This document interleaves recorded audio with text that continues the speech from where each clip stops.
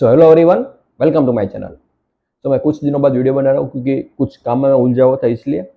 और आज का जो हमारा टॉपिक होने वाला है that is very interesting, right. और इसके बारे में मैंने आई थिंक थोड़ा सा डिस्कस किया, लेकिन फुल्ली इसको कभी भी हम खुल करके मैंने कभी भी डिस्कशन किया नहीं, इसलिए आज हम इसके बारे में खुलकर डिस्कस करने वाले हैं।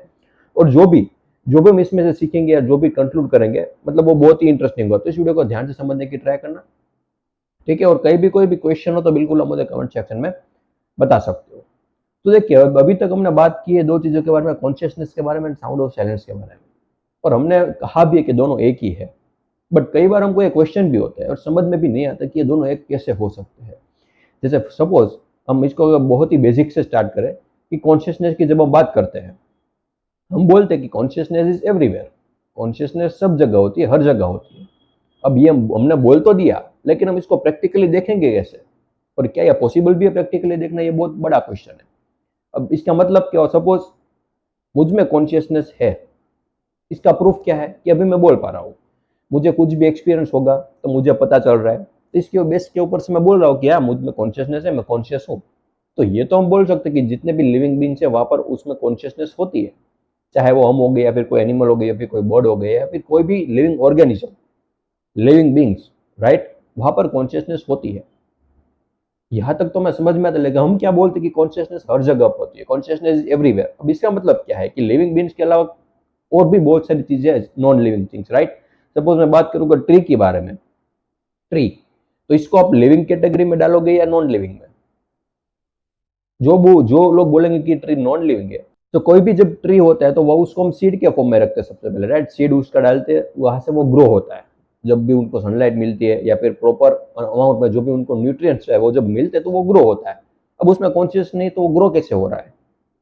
वो ग्रो हो कैसे रहा है? सनलाइट उसे मिलती है, वहां पर पानी भी होता है, जब उसे पूरे न्यूट्रिएंट्स मिल जाते हैं तो वो धीरे धीरे ग्रो होने लगते हैं। नॉन लिविंग थिंग्स है तो वो ग्रो कैसे हो रही है? और अगर आप बोलोगे कि ट्री लिविंग है, तो मेरा क्वेश्चन ये होगा कि क्या ट्री हमें सुन पा रहा है? ट्री कभी भी कुछ बोलता है? आपने कभी भी सुना कि ट्री ने कुछ बोला? आपको सुनाई दिया कुछ भी? नहीं। तो फिर हम कैसे बोले कि वो लिविंग है? तो यहाँ पर मेन जो समझने वाली बात है वो ये है कि जब भी हम बोलते हैं कि किसी में कॉन्शियसनेस है, तो हमारा मतलब पैरामीटर क्या होगा? कौन से पैरामीटर से हम मेजर करेंगे कि वो सामने कोई भी चीज है उसको हम किस कैटेगरी में डालें, कॉन्शियसनेस मतलब लिविंग या नॉन लिविंग में? तो देखिए, वो डिपेंड करता है इंस्ट्रूमेंट के ऊपर। हमारा इंस्ट्रूमेंट ऐसा है कि हम बोल पा रहे हैं, सुन पा रहे हैं, लेकिन ट्री के पास तो मुंह है नहीं, उसके पास कान भी नहीं है, तो वो सुनेगा कैसे, बोलेगा कैसे, राइट। तो इस तरीके से हम जब भी ट्री की बात करते हैं तो वो ग्रो तो हो रहा है। हमें भी सनलाइट मिलती है, हमारे लिए भी सनलाइट जरूरी है। आपको भी पता है कि सनलाइट नहीं मिलेगी तो हम भी सर्वाइव नहीं कर पाएंगे। पानी हमें नहीं मिलेगा तो भी हम सर्वाइव नहीं कर पाएंगे। सेम चीज हो रही है ट्री के साथ, वो भी सनलाइट और पानी के बिना सर्वाइव नहीं कर पाएंगे, राइट। तो उसको भी हम ये तो नहीं बोल सकते कि वो नॉन लिविंग है, क्योंकि ग्रो तो वो भी हो रहा है। हाँ, वो बोल नहीं रहा वो अलग बात है, क्योंकि जैसे मैंने कहा वो इंस्ट्रूमेंट में डिफरेंस है ना। जब भी हम बात करते हैं शिवलिंग के बारे में, शिवलिंग कहाँ से बनते हैं? कोई एक स्पेसिफिक टाइप का पत्थर आता है, उसमें से वो शिवलिंग फॉर्म होती है। वो नॉन लिविंग है शिवलिंग, राइट। फिर भी हम उसमें पानी चढ़ा रहे हैं, उसको हम भगवान मानते हैं। क्यों? अगर वो नॉन लिविंग है तो हम इसको भगवान क्यों मान रहे हैं? बहुत सारे क्वेश्चन। जैसे ये वॉल है, राइट, ये नॉन लिविंग है, तो अब इसमें कॉन्शियसनेस है या नहीं है वो हम कैसे डिसाइड करेंगे? जब भी हम किसी भी इंस्ट्रूमेंट के थ्रू के देखेंगे तो इस बॉडी के आर पार भी हम देख सकते हैं और इस वॉल के भी आर पार देख सकते हैं। क्योंकि जब आप इस मैटर के डेप्थ में जाओगे तो एटम्स, मॉलिक्यूल्स, राइट, उसके भी डेप्थ में जाओगे, इलेक्ट्रॉन, प्रोटॉन, क्वार्क्स। और आई होप कि आपको भी इस थियरी के बारे में पता होगा, स्ट्रिंग थियरी। उसके अकॉर्डिंग क्या होता है कि जब भी कोई भी ऐसा क्वार्क्स होते हैं, जो सबसे जो स्मॉलेस्ट एलिमेंट आता में मिला है, दैट इज क्वार्क्स। अब उसमें भी जो उसके डेप्थ में जाओगे तो कुछ उसके अंदर स्ट्रिंग्स होती है जो वाइब्रेट करती रहती है, राइट। आप इसको थ्रेड के रूप में भी देख सकते हो। अगर आप इसको इमेजिन करो थ्रेड के रूप में, तो वहां पर वो वाइब्रेट करते हैं। तो जो जितने भी हमारे अराउंड में मैटर्स है वो सब वाइब्रेशन के अलावा और कुछ भी नहीं है। हमें दिखाई दे रहे पार्टिकल, इसके इसके ऊपर डिटेल में पहले मैं वीडियो में बात कर चुका हूँ कि पार्टिकल और वेव, राइट, हमें दिखाई दे रहे पार्टिकल के रूप में, लेकिन वो एक्चुअल में अंदर वाइब्रेट कर रहे हैं। वो एक्चुअल में ये है वेव, राइट। तो इस तरीके से जब हम डेप्थ में जाते जाएंगे तो हमें और भी चीजों के बारे में पता चल जाता है। लेकिन जो भी हम ये लिविंग नॉन लिविंग कैटेगरी भी कर रहे हैं, एक्चुअल में एट द एंड सबकी रियलिटी तो एक ही है, वाइब्रेशंस। तो ये लिविंग और नॉन लिविंग हम किसके बेस पर डिसाइड कर रहे हैं? On the base of their instrument. जिस तरीके का इंस्ट्रूमेंट क्रिएट हुआ है उसके बेस पर हम बोलते हैं ये लिविंग है और ये नॉन लिविंग है। लेकिन सबकी जो अंडरनीथ रियलिटी है that is same, that is vibration. Vibration, ये बॉडी भी वाइब्रेशन ही है, उसके अलावा कुछ भी नहीं है। तो हमें ये मैटर क्यों दिखाई दे रहा है? That is because of the instrument.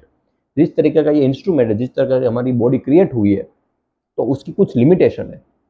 तो उसकी लिमिटेशन की वजह से हमें जो भी चीज हमारे सामने है वो हमें पार्टिकल दिखाई देता है, राइट। और इसका मैंने एग्जांपल बार बार यूज किया है कि मेरे सामने जो भी चीज है वो मैं पार्टिकल, यहाँ पर बीच में स्पेस में कुछ भी नहीं है, कि मेरे और कैमरे के बीच में यहाँ पर कुछ भी नहीं है, बिल्कुल खाली स्पेस है। लेकिन कुछ और इंस्ट्रूमेंट के थ्रू देखूंगा तो मुझे यहाँ पर बहुत सारे ऑर्गेनिज्म नजर आएंगे। तो रियलिटी दो हो गई मेरे लिए, राइट। तो कौन सी रियलिटी है? इस इंस्ट्रूमेंट के थ्रू ये रियलिटी है और उस इंस्ट्रूमेंट के थ्रू दूसरी रियलिटी थी, राइट। तो मेरे लिए तो अब दो क्रिएट हो गई ना रियलिटी। मुझे ये भी पता चला कि उस इंस्ट्रूमेंट के थ्रू ये रियलिटी भी एग्जिस्ट करती है। तो डिपेंड करता है अलग अलग इंस्ट्रूमेंट के ऊपर, राइट। चमगादड़ की नज़र से अगर आप दुनिया को देखो तो उसके नज़र में कुछ और है, राइट। किसी मॉस्किटो की नज़र से देखोगे तो उसकी नज़र में ये दुनिया अलग है। कोई एलिफेंट की नज़र से देखो उसके लिए भी दुनिया अलग है, राइट। तो डिपेंड करता है कि किस तरीके का इंस्ट्रूमेंट है, उसके हिसाब से दुनिया आपको दिखेगी। तो ऑल आई एम सेइंग, जो भी यहाँ पर मैटर है उसका जो बेस है दैट इज वेव, वो मैं पता चला, राइट। और हम ये भी बोलते हैं कि जो भी मैटर है उसका जो बेस होता है, जो बेसिक जो एलिमेंट है जिसमें से जब क्रिएट हुआ है, that is sound of silence. अब यहाँ पर एक और बात ये आती है कि ठीक है, हमने कॉन्शियसनेस के बारे में जितना मैं समझ पाया वो हमने समझा कि कॉन्शियसनेस, हम कैसे बोल सकते हैं कि कॉन्शियसनेस हर जगह होती है। बट यहाँ पर ये समझने वाली बात है कि साउंड ऑफ साइलेंस कॉन्शियसनेस एक कैसे है, राइट। बिकॉज जैसा मैंने कहा कि जो भी यहाँ पर मैटर है उसका जो बेस होता है that is sound of silence. और हम बोले कि कॉन्शियसनेस और साउंड ऑफ साइलेंस एक है। अब वो कैसे? देखिए, मैंने इसका एग्जांपल पहले आई थिंक एक दो वीडियो में दिया है कि जब भी हम डीप स्लीप में होते हैं, राइट, तब हम कुछ भी एक्सपीरियंस कर नहीं पाते। तब आप कह सकते हो कि आपका होना या ना होना बराबर है, राइट। क्योंकि जब आप सो रहे होते तो आपको कुछ भी, आप अवेयर ही नहीं होते हो, आपको पता ही नहीं होगा कि आपके अराउंड में क्या चल रहा है, राइट। बट ड्रीम्स आते हैं हम सबको, राइट। ड्रीम्स आते हैं तब हमें कुछ ना कुछ एक्सपीरियंस होता है, फिर ड्रीम चला जाता है और हम जग जाते हैं। तो जब आप सोते हो और जब आप जग जाते हो तो उसके बीच का जो इंटरवल होता है वो आप कह सकते हो टोटली आपके लिए ब्लैंक है। वहां पर क्या हो रहा है आपको कुछ भी पता नहीं है। तो फिर जब हम जग जाते हैं तब हम याद करते हैं कि हाँ, मुझे ड्रीम तो आया था, लेकिन ड्रीम के अलावा क्या हुआ मुझे कुछ भी याद नहीं है। तो मतलब वो ड्रीम तो आया, ड्रीम कैसे आता है? जो भी आपके माइंड में, जो भी आपकी मेमोरी से उनके कुछ परम्यूटेशन कॉम्बिनेशन की वजह से आपके ड्रीम फॉर्म्स होते हैं। तो ड्रीम फॉर्म हुआ because of consciousness, consciousness three, इसीलिए वो ड्रीम ड्रीम वहां पर फॉर्म हुआ। इसकी वजह से हम ये बोल सकते हैं कि वहां पर कॉन्शियसनेस तो थी, डीप स्लीप में भी कॉन्शियसनेस तो थी, वो चली नहीं गई थी। इसको अगर एक और एग्जांपल से समझे, सपोज आप सो रहे हो और किसी ने आपके ऊपर पानी की बाल्टी डाल दी, ठीक है, आपके ऊपर पानी डाल दिया, तो आप जग जाओगे, राइट। अब क्यों जगे? क्योंकि वहां पर कॉन्शियसनेस थी, आपके ऊपर पानी आया, आपको पता चला कि मुझ पर किसी ने पानी गिरा है, इसलिए आप तुरंत जग गए वहां से। अब ऐसा तो था नहीं, कॉन्शियसनेस वहां पर बाहर खड़ी थी और कोई उसने देखा कि कोई पानी लेकर आ रहा है आपके ऊपर डालने, इसलिए आपकी बॉडी में वो चली गई। ऐसा तो है नहीं, ऑब्वियसली कॉन्शियसनेस वहां पर थी। इसको अगर अगेन हम मेमोरी के थ्रू समझ रहे हैं, राइट। जब हम जगे उसके बाद हम ये सब ऑब्जर्वेशन करें कि ड्रीम में ये हुआ था मेरे साथ, और ये हम समझ करके, बट अगेन एक्सपीरियंस के बेस पर हम कभी भी बोल नहीं सकते कि डीप स्लीप में कॉन्शियसनेस होती है या फिर साउंड ऑफ साइलेंस भी एग्जिस्ट करता है। क्योंकि बिकॉज अगर साउंड ऑफ साइलेंस हम अभी भी देखें तो वो क्या है? मैटर। मैटर का जो आप कह सकते हो स्मॉलेस्ट फॉर्म है जिसमें सब कुछ क्रिएट हुआ है, वो साउंड ऑफ साइलेंस है, right. But again sound of silence तो होती है ऑब्वियसली, वहां पर बॉडी तो है। अगेन मैं बोल रहा हूँ कि इसको हम एक्सपीरियंसली कभी भी प्रूव नहीं कर सकते, क्योंकि आप एक्सपीरियंस में कुछ भी एक्सपीरियंस कर ही नहीं पाओगे ड्रीम में।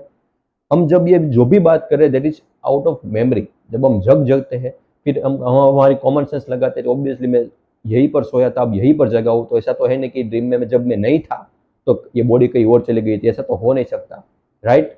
तो एक्सपीरियंसली हम कभी भी ये बोल नहीं सकते कि मैं यहीं पर था, लेकिन समझ के थ्रू हम कह सकते हैं कि हाँ मैं यही था, बॉडी भी यही थी, राइट। तो साउंड ऑफ साइलेंस भी यही था, वो कई बार नहीं गया। बट अगेन कॉन्शियसनेस, जैसा मैंने कहा कि समझ के थ्रू हम ये समझ पा रहे हैं कि कॉन्शियसनेस भी थी। तो इस तरीके से हम रिलेट कर सकते हैं कि साउंड ऑफ साइलेंस कॉन्शियसनेस एक ही है, बट अगेन इसको हम समझ के थ्रू कह रहे हैं कि ये दोनों एक है। इसको एक्सपीरियंसली हम नहीं बोल सकते। एक्सपीरियंस के साथ हम ये नहीं बोल सकते कि साउंड ऑफ साइलेंस कॉन्शियसनेस एक है, समझ के थ्रू हम बोल सकते हैं, राइट। तो अब कि आपको थोड़ा सा क्लियर हुआ होगा, राइट, बिकॉज थोड़ा सा ये डिफिकल्ट है समझना, बट इसको अगर आप एक बार समझ लिया तो अब बहुत अच्छे से मतलब आपकी अंडरस्टैंडिंग हो सकती है। अगर आपको समझ में नहीं आया फिर भी आप एक और बार वीडियो को देख सकते हो, because this is very important. क्योंकि कभी ना कभी जब भी कोई स्पिरिचुअलिटी में यहाँ तक पहुंच जाता है तो उसके मन में भी ये सवाल आता ही है कि कॉन्शियसनेस साउंड ऑफ साइलेंस एक कैसे है। और जब भी मैं बोलता हूँ कि कॉन्शियसनेस इज एवरीवेयर, तो हम कैसे बोल सकते हैं कि पानी में कॉन्शियसनेस है, हम कैसे कह सकते हैं? पानी क्या हमारी आवाज सुन सकता है? पानी बोल पाएगा? कुछ भी नहीं बोल पाएगा। बट एक चीज तो ये भी है कि जब भी वहां पर सनलाइट होती है तो वहां पर इवोपरेशन होता है, पानी भाप बन जाता है और वहां से बादल में कन्वर्ट हो जाता है, बादल से बारिश आती है, राइट। तो अगर कॉन्शियसनेस है तो ये सब हो क्यों रहा है? सनलाइट की पानी को भी नीड तो पड़ती है, जैसे हमें पड़ती है, पानी को भी नीड पड़ती है सनलाइट की भाप बनने में, राइट। अगर वो नहीं बनेगी तो बारिश नहीं आएगी, बारिश नहीं आएगी तो पानी मतलब आएगा नहीं। तो ये पूरी साइकिल आप कह सकते हो कि एक दूसरे पर डिपेंड करती है। बट अगेन ये सब हम समझ रहे समझ के थ्रू, राइट। तो इस तरीके से आप कह सकते हो कि अगर कॉन्शियसनेस और साउंड ऑफ साइलेंस एक है, पूरा जो भी यहाँ पर हमारा उनमें मैटर है और जो भी आप चीज देख रहे हो दैट इज एक्चुअली वाइब्रेशन, उसके अलावा कुछ भी नहीं, राइट। और जो साउंड ऑफ साइलेंस है वो इस मैटर का मतलब बेसिक जो एलिमेंट है जिसमें सब कुछ क्रिएट हुआ है वो है। और हमने थोड़ी देर पहले देखा कि साउंड ऑफ साइलेंस और कॉन्शियसनेस एक ही है। तो साउंड ऑफ साइलेंस हर जगह है, तो इसके बेस पर हम ये भी बोल सकते हैं कि कॉन्शियसनेस भी हर जगह है। बट अगेन जैसे मैंने कहा, पत्थर, पत्थर को क्या होगा, मतलब पत्थर को कुछ एक्सपीरियंस भी नहीं होता है, वो तो ग्रो भी नहीं होता है। तो वहां पर हम क्या बोलोगे, कॉन्शियसनेस है या नहीं है? Answer is we don't know, नहीं पता, नहीं कैसे कह पाओगे आप? वो ट्री की तरह ग्रो भी नहीं करता है, ट्री को हम बोल सकते हैं कॉन्शियस है क्योंकि वो ग्रो कर रहा है, बट पत्थर में तो कुछ भी नहीं होता है, राइट। सो इस तरीके से जब आप देखते हो तो समझ के थ्रू आप बोल सकते हो कि साउंड ऑफ साइलेंस और कॉन्शियसनेस दोनों एक है। अदरवाइज एक्सपीरियंसली हम बोल नहीं पाते कि कॉन्शियसनेस हर जगह होती है, राइट। सो आई होप कि आपको समझ में आया। फिर भी कोई भी क्वेरी डाउट हो तो बिल्कुल आप मुझे कमेंट सेक्शन में बता सकते हो। And thank you so much for watching this video.